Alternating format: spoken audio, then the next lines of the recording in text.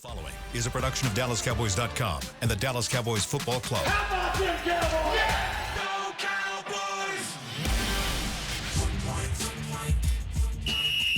Let's go, baby! Are you ready for a break? Yes. Are you ready for a break? Absolutely. Ready for a break?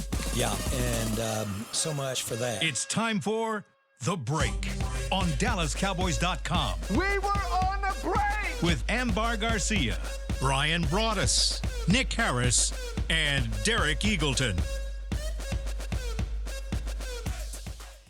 Welcome back, guys, to The Break presented by LG. This is episode something. We'll ask Derek on the next show. We're about to let it loose. No boss around. No boss We're about around. to get crazy in here. Derek, he is in the building, but he's busy with other stuff doing boss things. But we got Brian Broaddus and Nick Harris. And we're going to start off the show by talking about some of the most recent addition to the practice squad, and we got a cornerback and a defensive tackle, Phil Hoskins, and then the cornerback, Amani Oruwariye. You got it. You nailed it. Oruwariye? No, that's not Oruwariye. So the Cowboys, they had two players to the practice squad this morning, Amani Oruwariye and Phil Hoskins. So we'll start with Oruwariye. He was a fifth-round pick of Detroit back in 2019. Had 6 interceptions for the Lions back in 2021. So he's got this ball hawk ability that works in coverage, and he's physical. He has this plus length at 6'2", 200 pounds.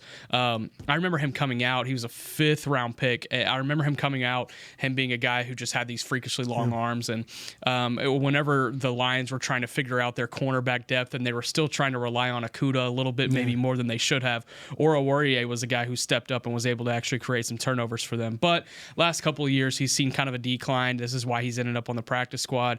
If you're looking at it from the Cowboys' perspective, it's just more depth to have. I mean, you're not going to have Deron Bland for at least 4 weeks. You would maybe expect maybe even a week or two longer than that if his foot fracture does not heal in time. So he's just added depth in case another injury were to pop up on that in that cornerback room.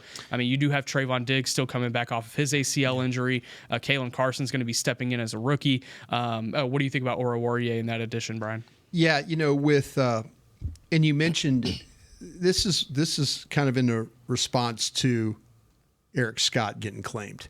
This is one of those where you kind of had a plan that you were going to bring Eric Scott back, and then he gets claimed, and now you're having to kind of, okay, who's the next best? Jerry initially said that we weren't going to look for any other outside audition. Yeah, I didn't. I felt like that. Eric Scott. There were times where he was very good, and then there were other times where he just wasn't good enough to make your 53 off the jump.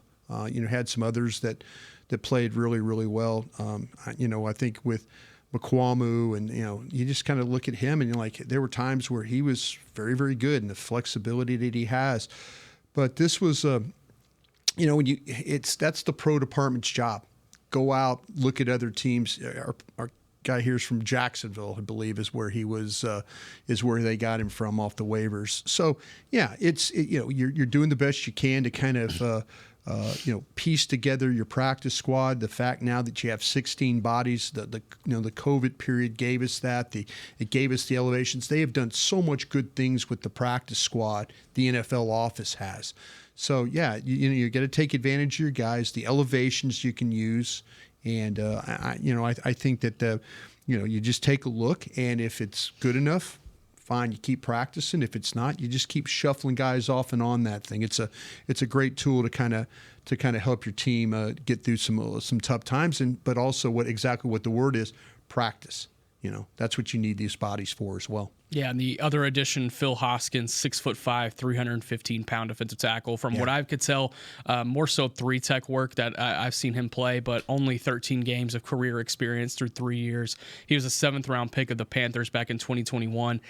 This is just another added depth reason. You mentioned that Justin being a response Rogers. to Eric Scott. This is probably the response to Justin Rogers going to Cincinnati. The Cowboys lose their 7th-round pick to the Bengals. So, this is just a big-time guy. I say big-time time from size-wise to bring in. But now the Cowboys are at 17 practice squad spots. They signed Dalvin Cook this morning. They get that extra spot because of Denzel Jackson being an International Pathway Program player as a native of the Bahamas. So the roster is full. We're ready to roll. 70 players. Let's get after it. Yeah, and to go back about Justin Rogers, just talking to some folks in the organization, everybody was interested in having Justin Rogers back. There was some like, hey, we want to have him back, and I think now it's kind of working on. Well, wait, why? Why'd you go? Why'd you leave? Maybe opportunities. Maybe he sees what's going on with the defensive tackles ahead of him. They bring in all these veteran guys to be a part of the 53, and he's kind of, well, maybe I could go to Cincinnati, have another opportunity. But I know, just talking to guys, they were interested in bringing him back. It was his decision to move on to Cincinnati, and but they really didn't have a real good handle why that he moved on. I'll say this, and Nick, I don't know, and Ambar, when we watched him, I think it was a pretty darn good 7th round pick. Yeah. And maybe it hurts you a little bit now, and you guys see if you agree with me on this. Maybe it hurts you a little bit now with the situation with the coach and a lot of things with the roster and stuff. This is kind of a win now team. If this was big picture, if maybe Mike McCarthy had an extension and the coaching staff were only 2 years into a 5-year deal, maybe this is one of those things where you say, we're keeping Justin Rogers here. We're keeping him. We're gonna think big picture here. And Dallas has always done that. They don't generally put their draft picks out on the street like that. Yeah. So this is something a little bit different for them to do. But they got put into this situation. But you're in an organization now that's thinking about, we have to do things now, because there's when this time next year, if we're all here talking about this, it could be totally different with the roster, the coaches, everything about it can be completely different. And maybe that's why you lose a guy like Justin Rogers, because you put him out there. Yeah, he's going to a practice squad. Yeah, you could probably go get him, but then Cincinnati will battle you for him. But I'm just thinking of big picture things. I found another thing kind of funny, that Kansas City took 2 of your players. Here's the 2-time defending Super Bowl champs, and you make a trade with them for Hendershot, and then they pick up Eric Scott. You're thinking like, wow, if I was sitting in the pro department, I would be like smiling to myself, like, okay, we did, maybe we're getting the right players. But then I'm kind of like going, oh, damn, the Kansas City Chiefs just took 2 of my players. It's a lot different than if like the Jaguars took Eric Scott. Carolina yesterday, and my buddy Elliot Wolf at New England, Elliot took 4 guys, because he's got a talent poor team. So Carolina, talent poor, they took 6 guys. Yeah. If one of those teams grab your guys, you're kind of like, okay, we're good. They're trying to get better. But when Kansas City grabs 2 of your guys, you're going, you're kind of looking around. You're kind of looking around, and you kind of close your door, and you go, maybe I need to ponder doing something else in my life here. But do you worry more about Hendershot or Scott? Actually worry about them both, because I saw that. Remember the cornerback that Charvarius Ward? Yeah. That left here. I mean, that was a trade. That was a trade for a guard that never played. He hurt his knee and never played here. But when a really good team takes your players, it's one of those. It's a little jarring, because you're like going, oh no, what did we just do? Well, at the same time, when you look at both players, I mean, were they guys that us personally, and I'll speak for myself. There was a one time where we liked Hendershot, though. Yeah, One time. Yeah, no. Y'all have.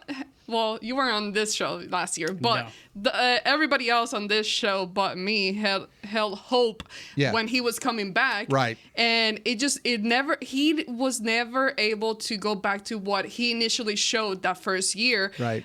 Maybe the whole mental thing was in effect. I'm not too sure. I still think that he's a very talented player, but maybe a change of environment is what he needs to start once again showing up and growing and developing on the field. But aside from that, I mean, were either of those 2 players guys that you would have wanted on the roster? No, I don't believe so. When I look at the Peyton Hendershot conundrum, I look at okay, let's look at this tight end room and let's see what type of traits that they are trying to get out of these guys. Okay, you have Jake Ferguson, who's this all-around guy, clear established tight end one. Put him off to the side. You have Luke Schoonmaker. He's a second-round pick. Okay, he's on the team. All right, what do you want to fill with these last two spots? You want a receiving guy who can help stretch the field, and you want a guy who can get after it at the point of attack and get to blocking. Brevin Spanford, easy. So then you look at the receiving option, and you're down to John Stevens Jr. and Peyton Hendershot. And I don't believe that Peyton Hendershot showed enough during training camp both last year and this year to be able to prove that he could be a better receiving threat than John Stevens Jr. And we've seen the progression from John Stevens Jr. from training camp 1 to probably training the second camp 2. best tight end on this roster. We saw the progression he made from training camp 1 to training camp 2, and he had a torn ACL in the middle of it, and he progressed more than Peyton Hendershot has the entire time that Peyton Hendershot has been in the building. So I think it was, if John Stevens Jr. was healthy last year, Hendershot would have been in Kansas City last year. Sure. I truly believe they wouldn't have even taken him as a roster spot. Looking at Eric Scott, he was never quick. He was never going to be your man-to-man guy in this defense that was going to work for Dan Quinn. It wasn't going to be a guy that was going to work for Mike Zimmer. He's not a guy that can play man. I want to see him in some zone schemes. Maybe he can work that out, but he just was not going to be a fit here no matter what. I had a buddy who covers the Chiefs yesterday call me. He's like, all right, so talk to me about Eric Scott. And I was like, if y'all are playing a zone scheme next year, he might have a shot, but if not, I don't think the guy makes the roster. Yeah. So I'm interested to see how truthful you are right now. Did you have Spanford on your final 53? Yes, I did. Did you? I did. When you projected that? Yeah, You had him on your final 53? Yeah, you could go back to, I believe it was Tuesday morning with Sean and RJ. It was like, who is guy 53? And I said Brevin Spanford. So he did. Okay. Yeah. I got receipts.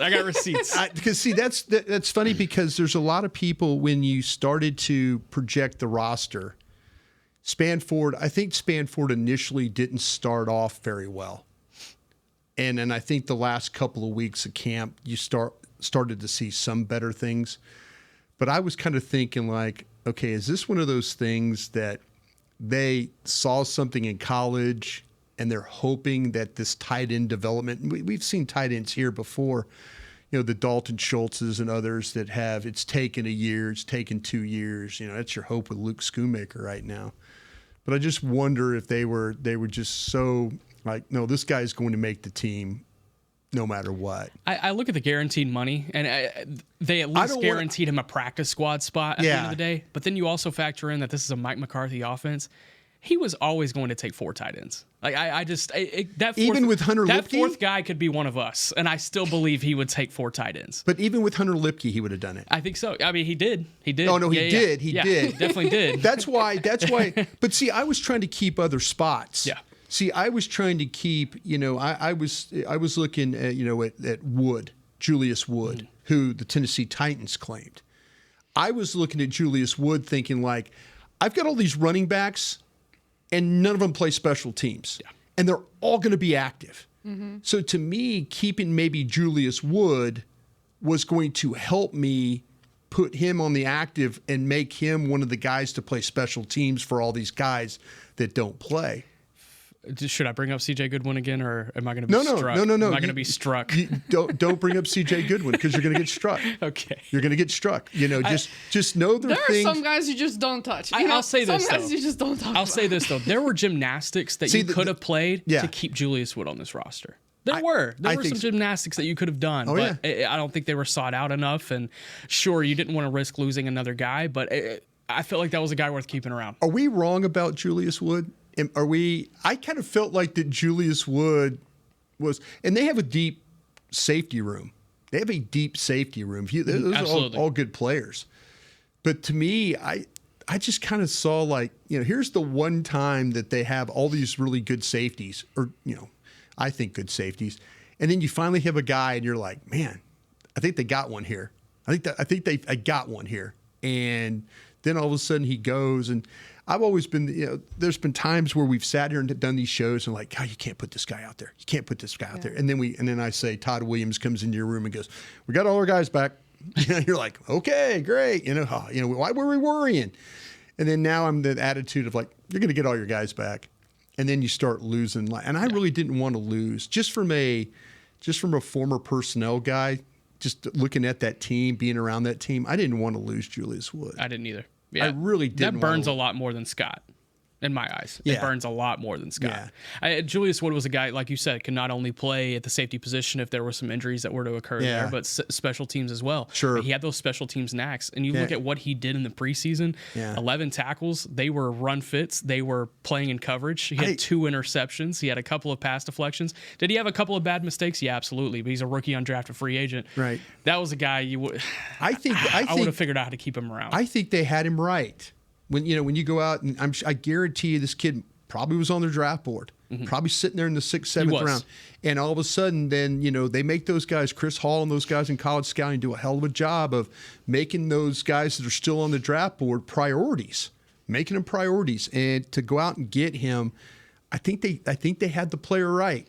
I think they do. I'm interested to follow his career at Tennessee. I'm sure there'll be something on Red Zone, and they'll be like, he'll have an interception or a hit or something. Well, I mean, as the season gets started and weeks start going by, we'll soon find out. If it was a mistake or a missed opportunity to let him go or not. We're gonna go ahead and take our first break. When we come back, I want to talk about the Cowboys' biggest strengths and weaknesses now that we have the full 53-man roster as well as the practice squad. Todd thought it would be secure to jog in the cheetah savanna. Todd believed the big cat repellent he bought online was reliable. And now, Todd is trying to be faster than this cheetah that can run 80 miles per hour. But the good news is, Todd has AT&T 5G that is fast, reliable, and secure. And he learned the best thing to do is stop running and toss her the backpack with the beef stew. AT&T 5G. Fast, reliable, secure. 5G requires compatible plan and device. 5G may not be available in your area. See att.com/5G for you for details.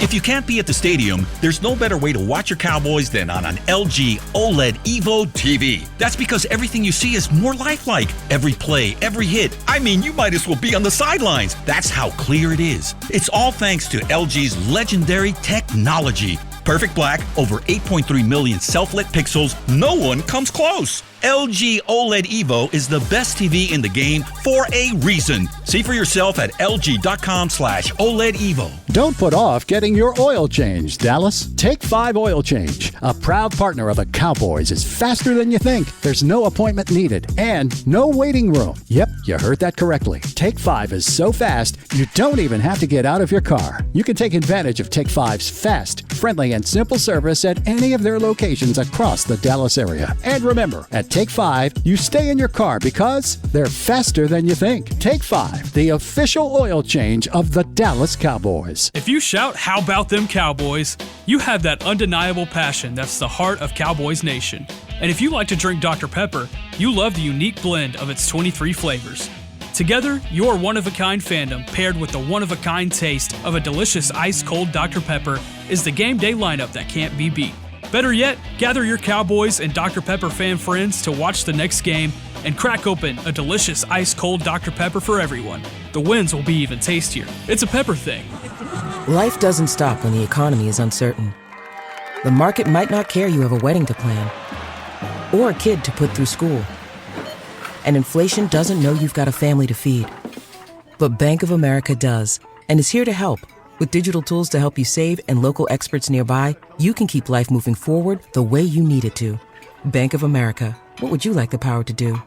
Learn more at bankofamerica.com. Bank of America N.A., member FDIC, equal credit opportunity lender.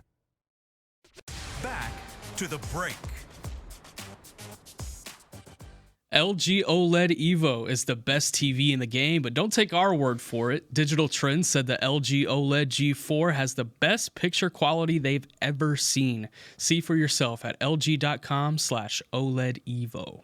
Okay, very articulate. I like guys, it. Thank you. Good English. Thank you. I think Good that pronunciation. your accent, I think, helps the read. Yeah, honestly. It really does. I'm a little too Caucasian for it. All right, well, welcome back to the second segment of the break. This segment is presented by blockchain.com.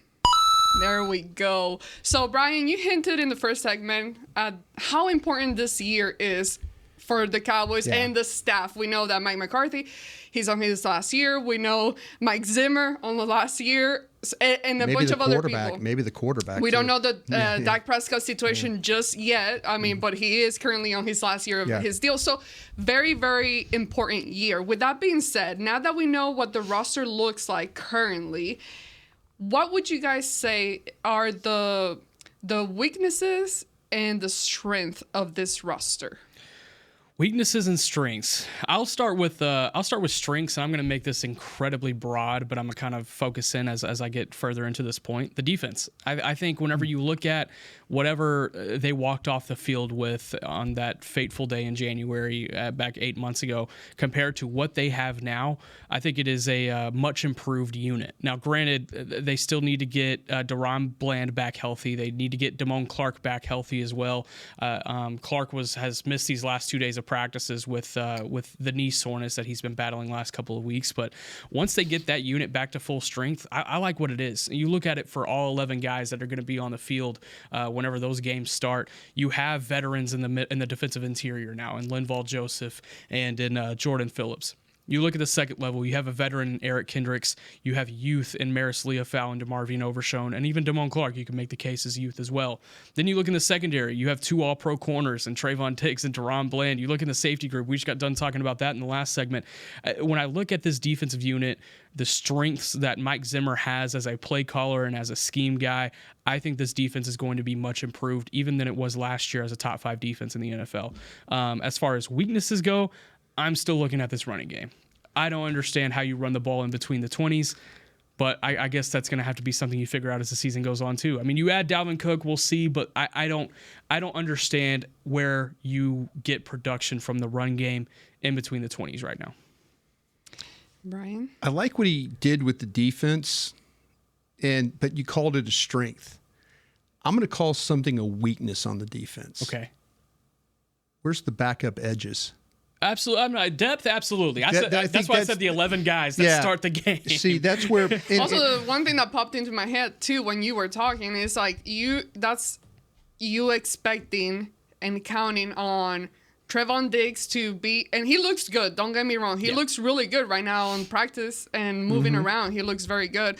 But we still don't know how that's going to actually look on a game day. Absolutely. And then also with Deron Bland, got to keep in mind, how's that transition going to look when he comes back from that injury and back to the field? So those are still question marks for me. That is too soon for me to say that's a strength. I kind of feel like that I'm the huge Carson guy here. Mm-hmm. I really love. I think Carson is going to go in there and be super competitive and help you in a lot of ways.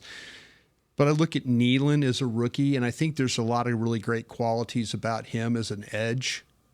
But then it's Golston, it's Lawson, practice squad, and Wheat. Yeah. See, that's that. Now, where's the rotate? I mean, sure, you can Tank and Parsons all day. Here we go. But behind that, where is your real depth? And can any one of those guys, can Nealon show up with some sacks? Would you think about Golston potentially having 3 or 4 sacks? Is that a possibility? Lawson might not be the same guy he was 3-4 years ago. And then also Wheat, I think Wheat I don't think it's a surprise he made the team. He's got ability. He's got some pass rush, some zip to him in that regard. But I just named 4 guys, and 3 of them you're really, really hopeful for, and 1 you're hopeful that he reverts back to what he was 3-4 years ago. And I worry about that if something were to happen, and God forbid it does for this team, but I just don't know where the real depth is at that particular position. I think that's a weakness right now. Quick question. Do you think Wheat is a guy that Bones just stood on the table for and was like, hey, I need this guy? Yeah, I think so. I think it is too. Yeah, I think so. Yeah, the special teams coach is always going to, if there's one or 2 guys on the roster that you go, wow, I didn't see that one coming. It's usually because a special teams coach standing up and saying, you got to give me this one guy, or you got to give me these 2 guys. And I think that was clearly one of those that he did. I'm going to actually say, now, the strength, I think it's going to be with the offensive line, and I'm going to say in the running game, I think it's going to be better than what you think, and better from a blocking aspect. And I'll ask you guys this question. How many games will it be before they figure out that their best back is Rico Dowdle? How many games? How many games you think they'll play before they'll say, we need to give him the ball more than we're giving? Like you mentioned, from 20 to 20, inside the 20, maybe this turns into Zeke's game or Dalvin Cook's game or whatever. But how many games before they realize that, like, we could run the ball? I would hate to waste Zach Martin's last year potentially, because you're blocking, and they're doing it. Him and BB and Smith and those guys are controlling the inside game, and you can't get backs to and through the hole. How many games do you think that it's going to take before they realize that Dowdle is probably their best guy? Yeah, I don't have a number for you. It all depends on how. Because I think it's a strength. Guys. I think the running game could be a strength, but like you said, it could also be a real weakness if they don't get the running back combination right. Yeah. They just need a difference maker. And can Dowdle be that guy? Yeah, he's got to be healthy. Yeah. He also needs to get some reps under his belt. He's still very young when it comes to experience in this league. I think they have a couple of options if they want to work between the 20s and try to open up the running game. They can use Rico Dowdle, and I would love to see him take over a drive and be given the ball 2, 3, 4 carries in a row.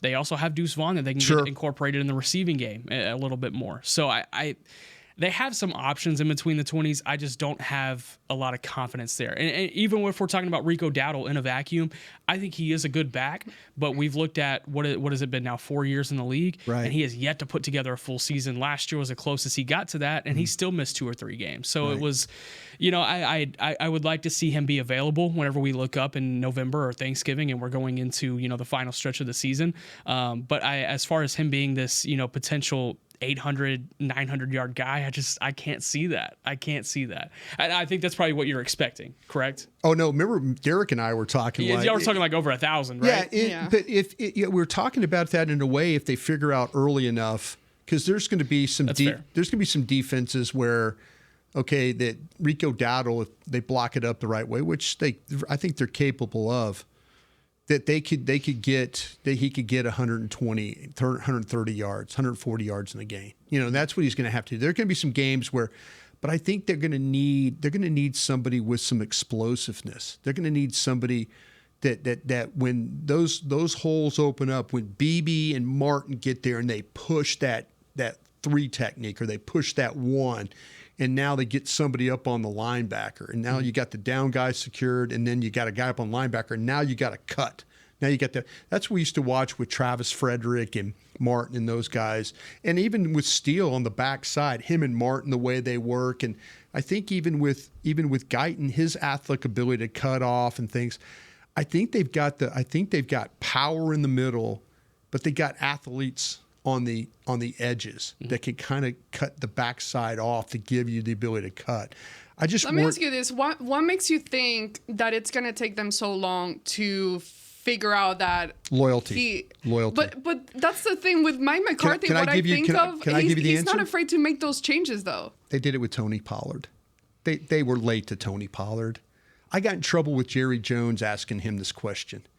Do you feel like you wasted Tony Pollard's career here? He got mad at me for asking that question. But but think about it. They were late to get to Tony Pollard, where even though the metrics in the eye test, Tony's averaging 4.8 yards a carry, Zeke's averaging 3.8. He had a hell of a year that year. Yeah. And now you're going, wait, why are we not giving this guy the ball more? Yeah, and we did the same last year with Tony and then Rico. Yeah. So again, we've talked about this kind of the backup guy tends to be recent years to be the guy that is more explosive lately, and we start having those conversations. But I think that now, in my eyes, the way I see it is that with Zeke coming back, he can take over those, helping in the blocking game, and then better than Cook doing that. Keeping Rico more fresh and able to be as explosive as he needs to be. Let me ask you this, Brian. Over under 2.5 games, Rico Dowdle has 100 rushing yards this year. You know what I'm setting up here. I'm setting up a bet. Yeah, I know you are. I'm setting up a bet here We on don't do Cowboys bets break. around here. Oh, we'll figure something out. against Derek's not here. policy. We're about to figure this out. Yeah, I had to take a survey. I did this. I got We don't do no bets I got a around here. certificate from the NFL that says I won't gamble. No, I'm talking 40-yard dash or something. We'll do something Yeah. trivial. Oh no, yeah. You win. You win. I'll take you to dinner wherever you want to go. I worry. I just don't want them to waste opportunity. If all of a sudden you see the running games really just kind of they're doing a good job up front, and we're all watching the tape, and it's like, damn, that play looked like it was blocked to go 8 yards, and it goes 3.5, it goes 4. Yeah. And you're just leaving yards, and you're just, oh no, we got Zeke. It's a tough running game. I'm like, no, you could be better at this. Because I will say this, and now I'm going to get in trouble for this one. I don't know how creative they are running the football. You watch teams are really creative. You watch teams around the league, and they're really creative. You watch what Ben Johnson does at Detroit. Watch what Shanahan does. And they've got really good players. But you got really good players, too. Now, your running back situation might not be as good as Detroit's or San Francisco's. McDaniel. But there's guys you watch that are really creative the way that they scheme runs. And I'm thinking like, man, we could do that here.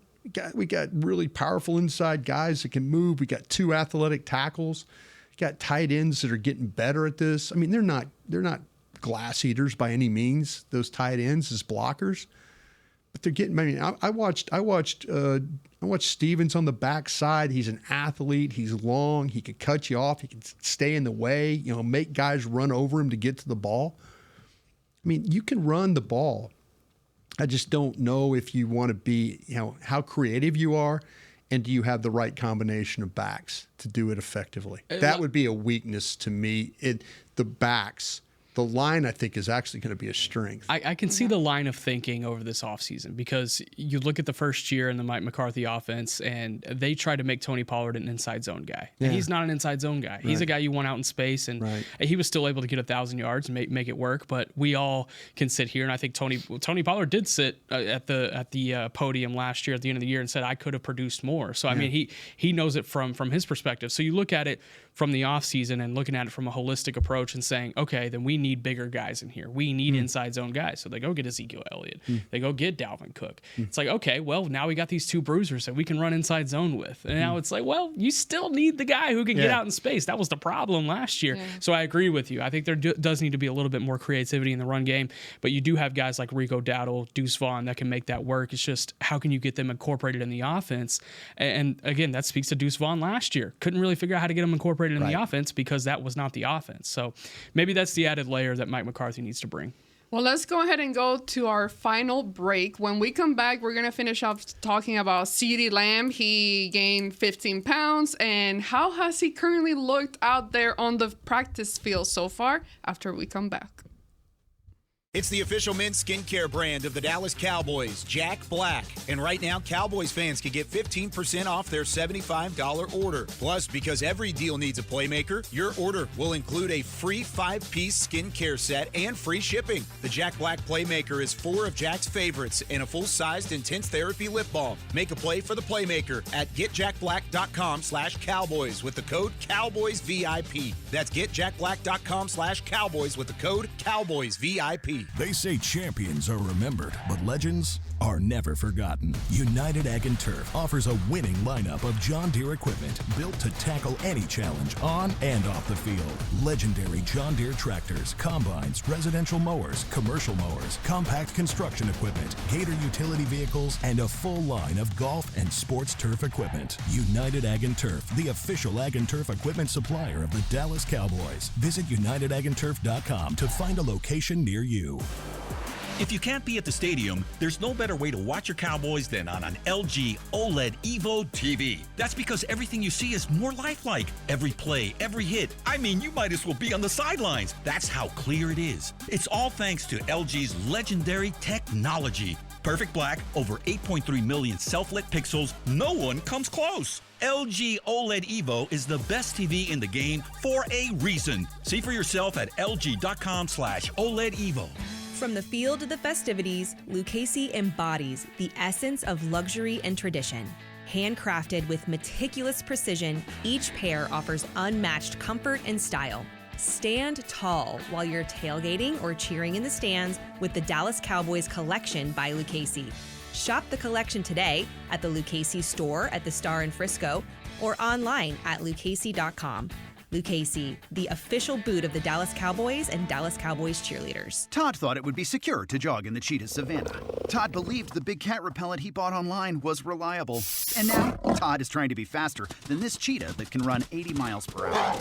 But the good news is, Todd has AT&T 5G that is fast, reliable, and secure. And he learned the best thing to do is stop running and toss her the backpack with the beef stew. AT&T 5G. Fast, reliable, secure. 5G requires compatible plan and device. 5G may not be available in your area. See att.com/5G for you for details. Back to the break. AT&T, connecting changes everything. Perfect. That was beautiful. What was the early read? It was like, AT&T, we're the best. Or something like, what was that? Remember they changed it, right? They did change it They after the did first one. mid-training camp. I read the first, it was like, AT&T, we kick ass. Exactly. I was like, whoa. Pretty much. Straight to the point. All right, to finish off the show, wanted to talk about CeeDee Lamb. He did put on that weight. What does that mean? How does it change his game? And he talked about it with the media. Go ahead, Nick. Yeah, so I asked him directly about it. He said he told Nick Eatman earlier in the day on Tuesday that he has added about 10 to 15 pounds of extra weight. And I asked him, I was like, well, why? And he said, I got a little extra armor on me. So whenever you look at CeeDee Lamb from a physique perspective, and it's a big part of kind of our scouting eyes too, is looking at guys from a physical perspective. And we talk about Xavier Worthy a lot. We're going to talk about him. It's a weird job we have sometimes. It is strange. We look at men's bodies. That's a big part of our job. But CD was scrawny last year, and like towards the end of the year, you got could see wore that. down. Yeah, you could see he got wore down as the year went on. So adding that 10, 15 pounds, it definitely could help. I say could because I've seen guys put on that weight before, that 10, 15 pounds, and it's extra muscle, and on the surface it looks great, but then they're a little bit slower coming out of breaks, and they're a little bit slower doing certain things that wasn't as slow for them 10 pounds ago. Granted, I think CeeDee Lamb has been putting in the training and the offseason work to be able to, account for those 10, 15 pounds in a healthy manner, but not all 10, 15 pounds are the same. Trust me, they are not all the same. But I will say he looks healthy. He looks natural. I think it's going to end up helping him as the season goes on. And like you said, whenever we're getting to December, January, those 10, 15 pounds are really going to pay off. Yeah, as much as he runs, that weight is going to go right off him. And they have a program. When I used to work with the team, you knew that the guys who weren't the starters, the practice squad guys, had certain days that they had to go lift, but the starters, maybe one day a week, they got to work out, and some guys just get so banged up that they can't even lift, and they're trying to get to the next game. So I have a feeling that it'll be that 10 or 15 pounds, it'll help him initially, and then all of a sudden he's doing so much running in these games that he'll start to lose weight. And he'll get smaller. Players do. They get smaller as the season wears on, and they get wore down. We've seen it with Micah Parsons. He's tried to. He's already started kind of slim, but he had all that weight and he got wore down at the end. And it happens to these guys. They have to be. They're mindful of that very much. How has he looked on the field? Very, very quickly. We're about to end the show, but he's been moving around. From what we've seen so far, he's moving around pretty well, catching the ball, one-hand catches, and doing everything like we're used to watching him. Absolutely. He's a talented guy, but these two practices that we've seen, as I told Brian in the break, it was underwear Olympics. So catch me when the pads come on. Pads will come on today. The pads were on last night, but pads will come on today. They'll have a normal practice setting today. I think that ramp-up period is really starting to begin with CD. It's going to be a crash course over the next week to get him ready for Cleveland. Alrighty. Well, you guys stay tuned. We're finishing off this show 5 minutes earlier, but that's because Mike McCarthy, he's about to start with the press conference here in like 5 minutes. So stay tuned on DallasCowboys.com. Next week, we are back to our regular programming starting Tuesday. Every day, we'll be here talking about the Cowboys. What time is our show? 11 a.m. Central Time. So for Brian Broaddus, Nick Harris, Amember Garcia, Chris Beam in the back, and this has been The Break on DallasCowboys.com radio. This has been a production of DallasCowboys.com and the Dallas Cowboys Football Club. How about this, Cowboys? Yeah!